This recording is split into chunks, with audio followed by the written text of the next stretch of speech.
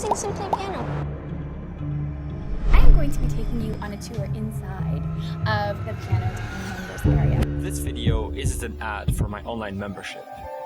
Nor do I want you to subscribe to my app, Simply Piano or Flowkey. I hate to break it to you, but if you currently have any of these piano learning softwares and a desire to actually get good at the piano, uninstall them, cancel your subscription, cancel your membership, and start paying attention. You're here to learn how to actually get better. Over the last 10 years of me playing the piano, I learned what you need to know to get to that next level you want to get. Play the piece you want in front of who you want to. So, you're here because you believe being good at the piano will help you impress others and make you feel good. I'll just tell you the truth right now. That's absolutely true. I promised you a no bullshit guide, so let's go. There's 5 crucial elements you need to know. Stick around for the end as well for some bonus tips. Here's the first crucial element. Play more Bach. I don't care if you already think you play a lot of Bach. You are not. Practice more Bach pieces. If you're like me and you used to have a tough time listening and even playing Bach, I could convince you with 1,000 arguments why he's the best composer now and why you need to listen to him. But in the end, you'll have to experience this yourself. Depending on your level, choose an easy prelude, an invention, a sinfonia, or even a fugue. These pieces might look extremely easy if you look at the sheet music, but trust me, once you start practicing them, you'll instantly be humbled. You'll develop a passion for the music of Bach, and if you can play Bach, you can play Chopin. He studied all the preludes and fugues from Bach after all. You'll be able to tackle the difficult Rachmaninoff and Liszt pieces. It's not the other way around. And don't just take my word for it, follow the greats. Look at Sviatoslav Richter, for example. He studied all the preludes and fugues from the well-tempered clavier. Playing Bach also tremendously increases your ability to read sheets, as he's the basis of all Western classical music. Talking about your reading skill, this is the next skill we're going to need to upgrade. Do not confuse this with sight reading. That's a totally different and advanced skill you can learn later on in your journey. Reading on sight requires a great knowledge of music theory, where you sometimes even predict or substitute harmonies to keep the music flowing. It's obvious why it's important to learn to read well. A great reader learns pieces faster, making him improve 10 times faster. Have you ever heard of someone who's good at reading sheet music, but bad at playing the piano? The number one way to start reading faster may seem counterintuitive. Write down every single fingering on every single note you play. In the short term, you sacrifice some practice time, but in the long run, you outpace everyone else. Truly approach it like a monk. Meticulously notating which finger you're using on every note will program your brain to start recognizing intervals, chords, patterns, and the overall structure of a piece. Don't sign up for anybody's interval training course. This is ineffective and too far-fetched. Don't focus on some simple tips and tricks to sight read faster, because this is truly just a way to avoid doing the hard work of actually practicing. Next up, memorization. A tough skill for many, but it's crucial to memorize each piece you play. Don't go to a second piece until you fully memorize the first one. Otherwise, you're just wasting potential. Maybe it's possible now to play up the sheet, but once again, think of later. Have you ever seen someone perform a Chopin etude with sheet music? Memorizing is part of internalizing the music. Once you learn a piece by heart, you start playing music instead of just the notes. You start making artistic decisions, you start interpreting. If you can't sing the piece in your head and hear it, you won't be able to play it perfectly. Besides, training your brain helps in a lot of areas of life. It's never wasted practice.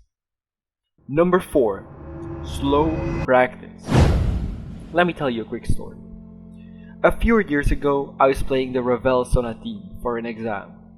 It was quite a difficult piece for me at the time, and I just couldn't get the inner voices clear. I kept practicing and I thought I was doing well and improving since I put in the hours after all. Then I went to play for my teacher a week before the final exam, and he just straight up told me it was whack. He said I'd need to change my entire practicing process as to correct as many of the mistakes I made. He told me to practice as slowly as I could, and said that I could send him a recording.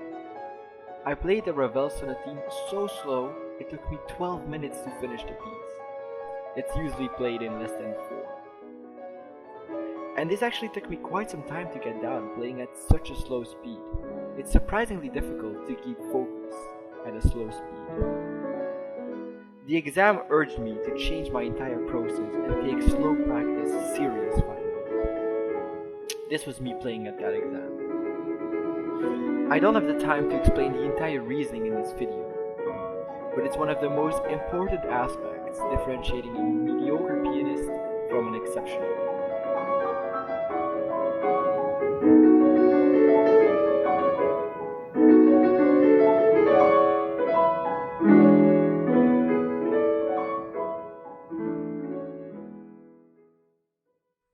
For the last element, practice performing.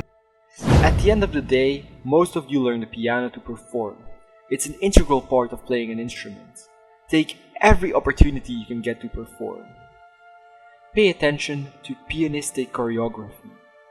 For example, don't just jump away from the piano after performing, but stay within the atmosphere. This is actually a great way to tell if an amateur pianist is actually within the music he's playing and listening. Now, let's recap the 5 elements for you. Play Bach. Become a better reader. Memorize pieces. Play slowly. Perform as much as you can. Before going over to the bonus tip, I wanted to say, I didn't mention technique in this video because I believe this concept deserves a video of its own. First of all, at YouTube I often hear people who promote making playing the piano as fun as possible. My piano teacher always told me, the person who's having the least fun while practicing will be the best in the concert hall. Besides, isn't it 10 times better to enjoy the progress you're making and hearing it from others? For the bonus tip, avoid playing pieces that are too difficult for you at all costs. Don't play pieces that are too difficult. You're wasting your time, or at least using it ineffectively. You're literally robbing progress from your future self. You know you're not good enough to play these pieces, but subconsciously your brain still convinces you that you're skilled enough. I understand you have a desire to already play the first Chopin ballade. It's a beautiful piece. I used to always have the desire to play those difficult pieces and was looking for ways to be able to play them by looking up tutorials online. Looking for that one person that would tell me that the Chopin etudes aren't really that difficult. And I wasn't alone. These people telling their audience everyone can learn this were getting a lot of views. But how can I tell which piece is right for me? I believe you already know. I don't need to give you 5 criteria for you to tell. Just listen to the music while looking at the sheet and just be realistic. As soon as you start doubting if you can play it, even though I understand you really have a desire to play those pieces, stop and say you'll come back to them later. Realize there's many techniques and difficulties you sometimes don't even realize are there and you can't play. Besides, there's no wrong in playing a piece under your maximum skill level, as there's tons of things you'll still learn this way. There is, however, a wrong in drowning yourself in La Campanella while you've never even touched a Chopin etude before. Thank you so much for watching. If you could leave some feedback or share this with somebody, that'd be great. Simply piano.